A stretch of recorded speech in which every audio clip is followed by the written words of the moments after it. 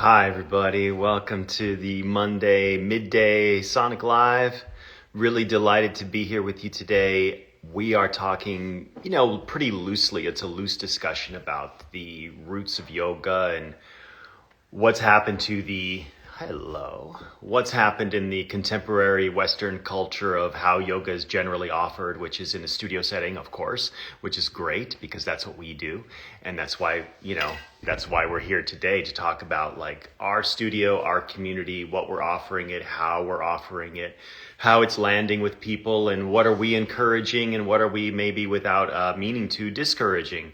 So Lauren Hanna, the founder of Sonic Yoga, will be joining me soon. My name is Keith Partington, and I am the manager and one of the senior teachers at Sonic Yoga. And so we'll look forward to her joining, and we usually end up getting into a practice toward the end of this call, which won't last more than a half an hour. So if at any point you have any questions or is there anything you want to say about yoga, you could type it in and we'll answer your questions. So that's certainly one of the reasons that we're here. That's a lot of fun. You could also DM me at my own account, the Keith Partington, or you could DM the Sonic Yoga account, just direct your question to myself or to Lauren. Or make a statement. You could throw down a statement about yoga and see how everyone reacts to that. That can be nice and provocative. Hello. So, and really that's why we're here. Let's open it up and let's have a discussion. Let's say what we're really thinking and what we're really feeling about this practice. And since I started to run Sonic day to day on Lauren Hanna's behalf, we've started to look at some changes that we could make, and is our finger on the pulse, and maybe are we partly the ones who are setting the tone and the pulse of what people are perceiving as yoga, and that's the concern. So classes lately have gotten shorter and shorter and shorter. Commonly, you'll see classes that are 45 minutes long, although most of them are still going to be about an hour. Yoga is offered in every gym across the land, and so it's more convenient to people, which is very, very good. But it also can lead people to believe that yoga is merely a form of exercise, that yoga is simply something where you move your body and you get fitter, and that's a wonderful thing, and we are certainly wanting to get fitter, but there's a reason we're wanting to get fitter. So we're wanting to get more flexible, we're wanting to get more pliable, and we're wanting to get stronger at the same time. And of course, that works for its own sake. You don't have to go any further than to say, I want to be fitter because I want to be fitter. I want to be more pliable because I want to be. I want to be stronger because I want to be, of course. But what is it about yoga? Why are people choosing yoga for that purpose, even if that is their sole purpose, to be fitter? There's still a reason. There's still a distinction people are making between what we would commonly think of as calisthenics or aerobic exercise and yoga. There's a reason people are looking in this direction, that I think, and even if there's not something that they're really aware of at the very front of their mind, they're still drawn to the practice, specifically the practice of yoga, even if they have very little knowledge of what it is. And basically all the yoga postures, all of them, some of them are newer than others, some of them are very, very, very, very old. Some of them, though, are quite contemporary, actually. And in some cases, they've taken, yoga and who's offering it have taken foundational poses and just kept tweaking them and kept taking them further and in different directions. And some of it is simply because it's so rewarding. Some of it is to get into more specific parts of the body, but usually we're talking about the outer sheath of the body to get more strength and pliability in a certain area, so we can do more interesting poses that are very empowering to be able to achieve, like inversions, for instance. But at the heart of it, at the real beginning of the practice, the reason that the body was developed in this way was really to serve one practice only, and that practice is meditation. So one of the questions that Lauren and I have been asking ourselves lately is, are we offering enough meditation, and are we really speaking to, in our regular classes, that the reason we're doing this very hard physical work that is also very rewarding, are people aware that, where we should be heading, where we should be aiming is toward being able to actually sit in stillness, undisturbed, not agitated, not thinking, wow, my hips are really starting to get numb, my legs are starting to get numb, my lower back is starting to hurt. If you try to sit and attempt this practice that we call meditation, and you're not strong and pliable, it's going to be rather frustrating. So that's the reason that we really develop the physical body in this way. It's actually so that we can be still. You know, we move, we transition between poses. We sometimes have classes at Sonic, but lots of other places too, where the transitions from one pose to the other that are so quick. And also, just to take one example, you could look at sun salutations. The pace can be so quick, and the physicality can be so extreme that your heart rate is going to go up, and it's going to be difficult to control your breath and make it very smooth and very lengthy. And these are all challenges that can come up in a class that are actually guiding us to do the opposite, to sit in stillness, in silence, and to sit in a way where not only is the body placid, but the mind is also absolutely placid. So that's really what the practice is about. So what we're trying to do is, as an independent yoga studio that's not really bound by as many commercial concerns and as many concerns about like trying to please everybody as you might find in a large chain gym or health club situation, we should be, leading. We are in a position of leadership, and the people who follow Sonic and are involved with Sonic classes we're really at the tip of the spear, if you will. We're in New York City, and we have an opportunity to have an influence over the practice and to steer it back toward its roots, which, there's a lot of things you could say about the roots of the practice of yoga, and many of them would be philosophical in nature. So when you are looking back at the roots of yoga, there's a lot of different directions you can take the discussion, but at the end of the day, really it's about meditation and what stems here. She's here. So, wherever we want to steer the discussion specifically, at the end of the day, hi, Lauren, we're still talking about the practice of meditation one way or another, and there are many different ways to enter that practice. This, everybody, is Lauren Hanna, the founder of Sonic Yoga. Hello. There she is, looking radiant. Good to see you. Good to see you too, Keith. I just gave a quick intro. I'm upstate right now, so Nice. I'm especially blissed out from my practice that you taught me, and also now the now the environment that I'm in, right? So we always want to be able to capture a little bit of that anywhere we are, and even in a short amount of time, right? And so I think today we'll probably go into a brief practice that's accessible to all. I think it might be my turn, but I will always be happy to cede to you. Yeah, How you doing, Lauren? I don't remember. I do think I think last week I was here alone. You were solo. It's so strange because it seems like a dream. I don't remember. Oh, I know what I did. I think I did the Vasant Lat's empty bowl meditation. Okay. So, which is Oh, the wow. Okay. classic one, which I love and had forgotten about. And then Jeffrey had taught it to the TTs, and then it reminded me. So I went there with everyone. But yeah, I think it's nice just for us to keep sharing, these small practices that people can do. Mhm. And we're going to see if we can put them all like on a YouTube channel so that people can just kind of access them and they can just have them Yes. there. I mean, obviously they are on our Instagram feed too, so you Yep. can go there as well. Yeah, actually, Lauren, now that you mention it, I spoke to our social media director and our marketing manager, and he can put these things on YouTube, and he's working on it as we speak. So they'll be up there soon, and that way you'll have a couple of different ways you can access them. But as you said, they'll always be on our reels. Okay. Yep. So I was just giving, I think, pretty much the usual type of intro about like what we're trying to do to move the needle a little bit in a different direction toward less super quick classes, express kind of classes, and get more of the traditional practices into people's time with us at Sonic Mm. Yoga.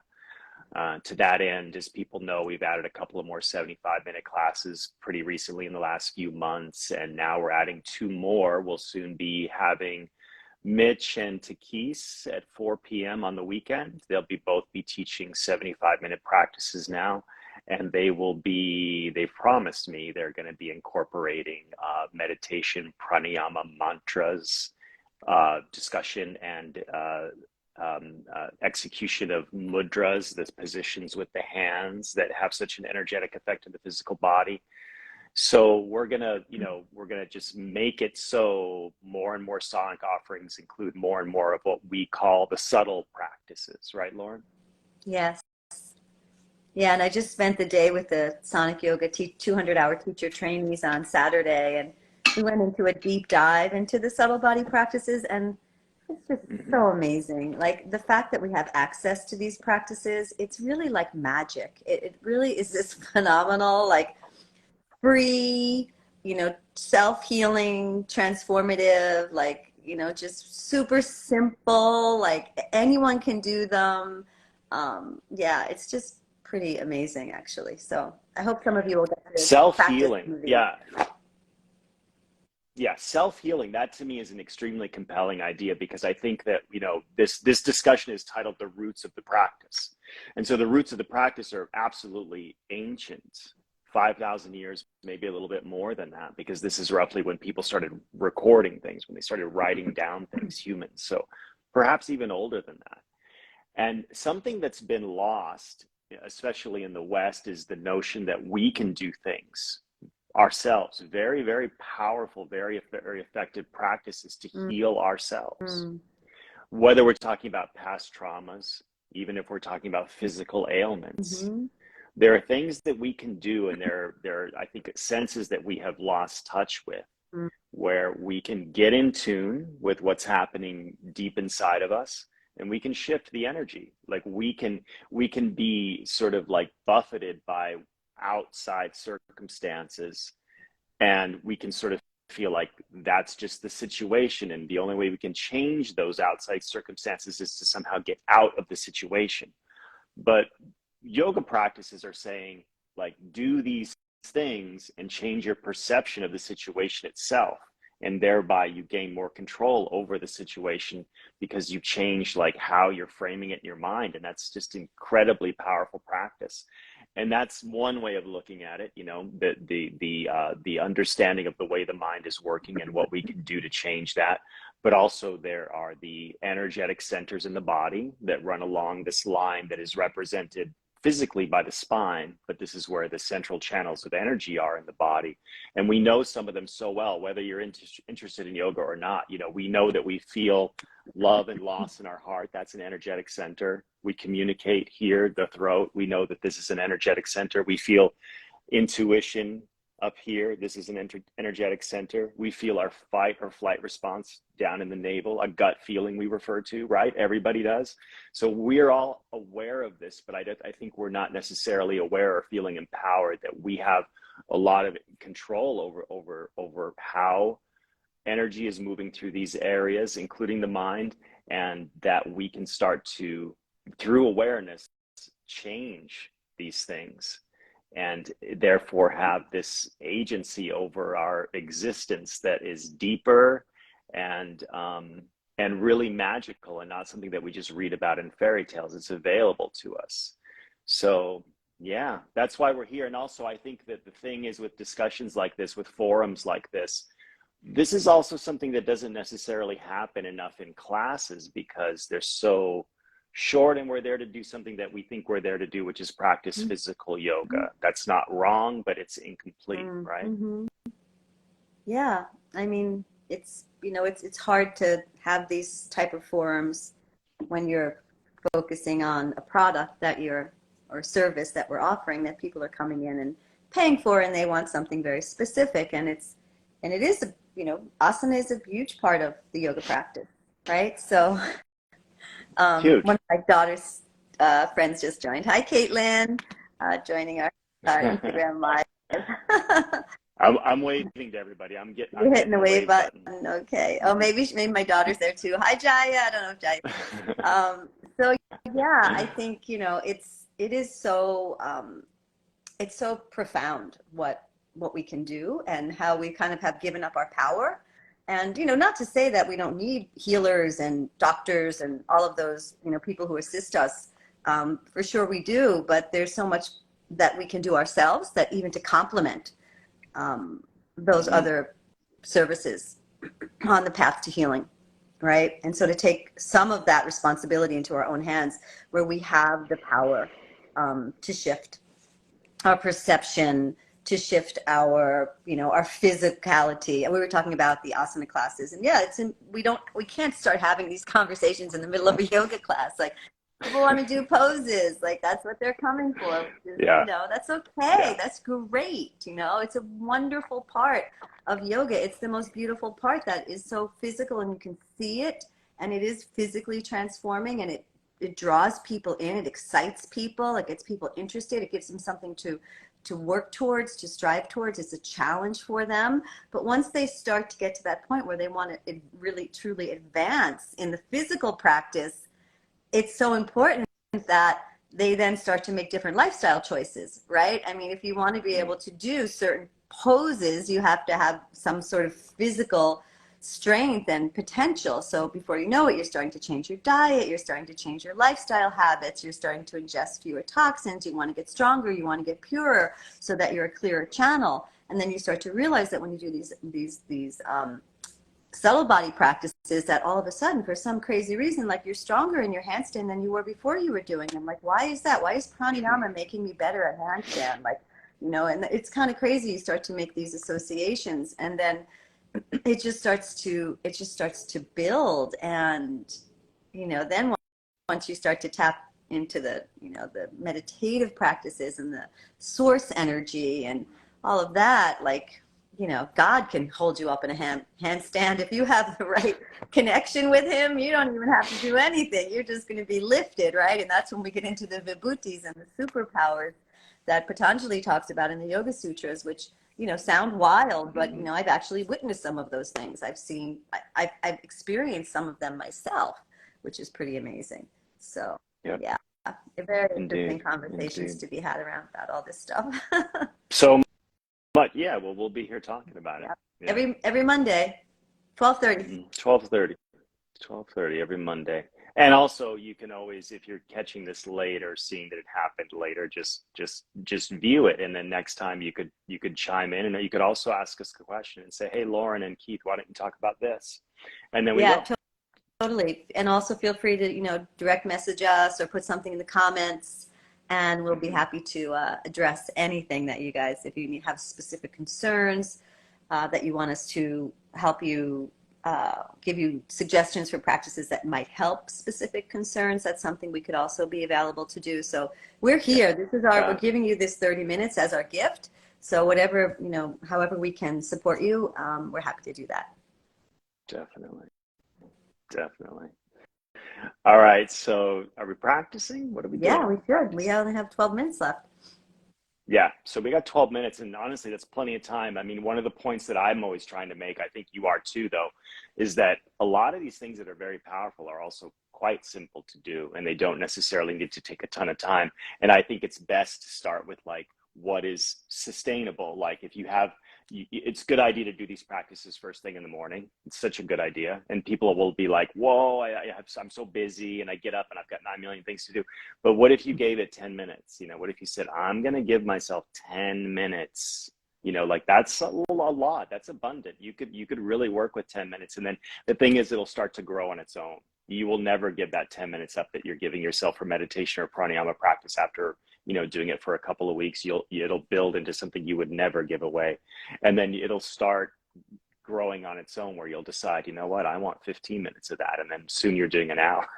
And then soon you're waking up at 4 a.m., and it not necessarily, but you might find yourself amazingly enough having that desire. So I believe it's my turn. It is my turn. So there's a practice that, speaking of the classes and how they work and what we're trying to maybe like pull in a different direction, there's a practice that we always do when we practice our yoga asana at Sonic, and that's Ujjayi breath. So Ujjayi breath is the root word Ujjayi. So Ud refers to bondage, Jai refers to victory. So it's referencing victory over bondage. So there can be a bondage that's mental, there can be a bondage that's physical, there can be a bondage that we could class as more spiritual. But Ujjayi refers to transcending some limitation. And So traditionally, really, Ujjayi breath, Ujjayi pranayam is a seated practice. You don't just do it to transition from one posture to another or just do it during your sun salutations. You would do it as a seated Mm. practice. And it's a very powerful practice done on its own, but there's this little kind of tweak that it comes from a text called The Science of Pranayama, which is a very popular text that's been used for decades at this point, many decades. And so I think we should look at that. And there are stages of the practice. First, you have to learn to breathe in the way we would class as Ujjayi breath. It's very simple, very powerful too. And then we're going to add a little something that we do with our hand to block off just one nostril at a time so that the breath travels through a certain pathway. So it's very simple. All we're going to do is take the first two fingers and we're just going to anchor them gently at the third eye. And then we'll have the thumb free. And that's all we're going to need for this practice is the thumb. So we'll get to it in a moment. We're not going to do it quite yet, but each time we're going to inhale in through both nostrils, but we're just going to block off the right nostril so we can exhale out the left nostril. That's all we're going to do with the hands. So when we get there, you've already had a little introduction just now, and it'll come quickly when we get there, and I'll be guiding throughout. So Ujjayi breath, what you want basically is to make this very distinct sound and sensation happen here in the throat. So it's easy to make sound and really feel the breath forcefully with our nose. You can just go like, and that's not what we're talking about at all. The sound is here. It's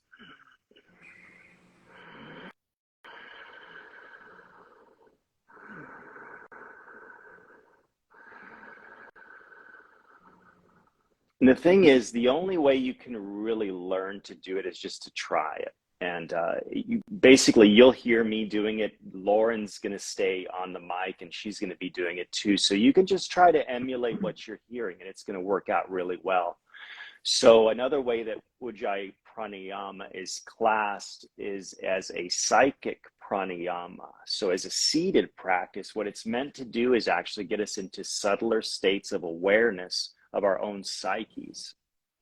So that's all kind of, that's interesting, but that's a mental construct that's what we're doing. We're going to take an action and just do a practice and hold a thought in our mind as we're doing the practice. And then something I think quite amazing is going to happen. And also you'll know that you can do this at home anytime, because once you've done it for 5 minutes with us, you're going to remember it. It's very, very simple. So we're going to go ahead and start, and I'll be guiding you with my voice throughout. So you never really need to look, but if you want to look, you can look, but let's close our eyes now. And I'm just going to start guiding. Okay. So close the eyes, of course, and let's make sure that the mouth is closed, but the jaw is also relaxed. So you're not like shutting your mouth. You want your lips just gently coming together. And you also want this sense that the jaw is actually kind of heavy. So the muscles in the face are quite relaxed, but we do want the mouth closed so that the breath naturally and obviously is going to come in and out of the nostrils only. And we're going to start breathing deep down into the belly. And as we inhale, let's see if we can feel and hear the breath in the base of the throat like this.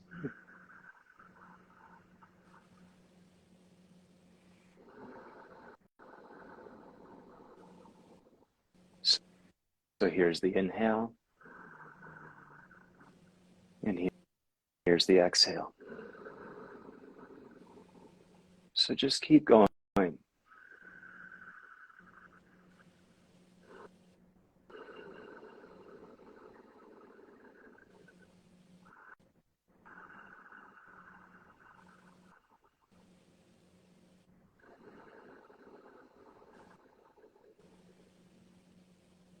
So as you all continue and as Lauren continues, and you might be able to still hear her, just continue on, okay? And what we want to do is make sure that the breath is really smooth. So the inhales are coming in very smoothly. There's no distinct peak of the inhale. It's very smooth, very even.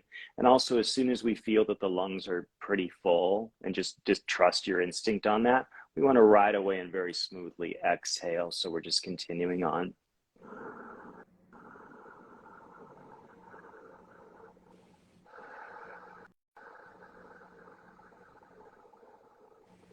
And you can also place your palm on your belly so that when you inhale, you can really feel your belly expand outward. And when you exhale, you can feel your hand pull in toward the spine as the air leaves the lungs. So you feel the belly contracting. And that's a very good physical way to make sure that what you want to happen is happening.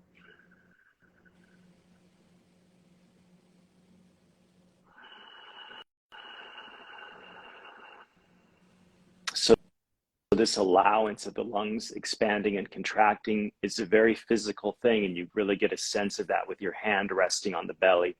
But also at this point, we should trust that what we want to happen with the breath is happening really, really well, so that we're getting full expansive inhales and very thorough and long exhales.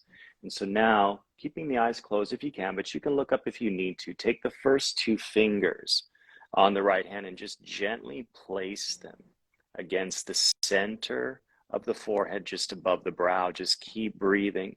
And the next time you inhale, the inhale is going to come through both nostrils. So just inhale now if you need to kind of catch up. And we're going to gently place the thumb against the right nostril. So we exhale out the left nostril. Release the thumb. Inhale through both nostrils. Engage the thumb again, so you're exhaling left nostril. Inhale both. Exhale left.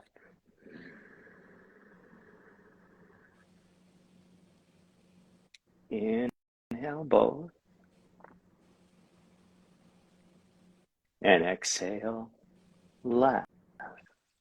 Now here's the thing as we continue. When you inhale through both nostrils, visualize every good thing flowing into you through both nostrils. Light, ease, peace, strength, courage. When you exhale out of the left nostril, anything else, anything negative, anything that's not serving you is leaving you through the left nostril.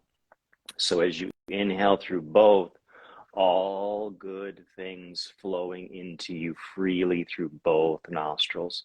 When you exhale, anything else, anything you don't want, anything you know does not serve you, leaves you out of the left nostril. As you inhale through both, light, ease, peace, strength, courage, understanding, forgiveness in through both nostrils. Anything dark, anything negative now leaving you out of the left nostril. You can also visualize this as light and clarity coming in through both nostrils. And anything and everything else leaving you out of the left nostril. So just continue. All good things flowing into you through both nostrils. Anything and everything else leaving you out of that left nostril. Just do a few more rounds on your own. Trust that you're doing the technique perfectly. Trust yourself. Inhaling everything good through both. Exhaling anything else through the left nostril. One more round. Everything you want coming in through both nostrils. Anything you don't leaving you through the left nostril.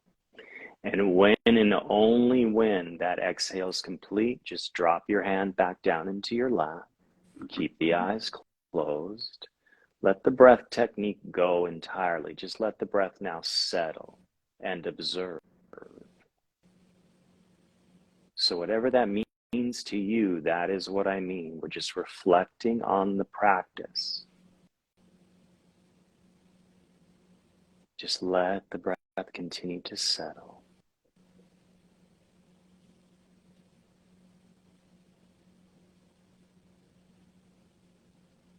And as you continue to reflect upon the practice, you really can do that anytime the thought or the urge comes to you. You can do it first thing in the morning. You could also do it in the evening before you're about to quiet down and get ready to go to sleep. You could do it, though, right now in the middle of the day.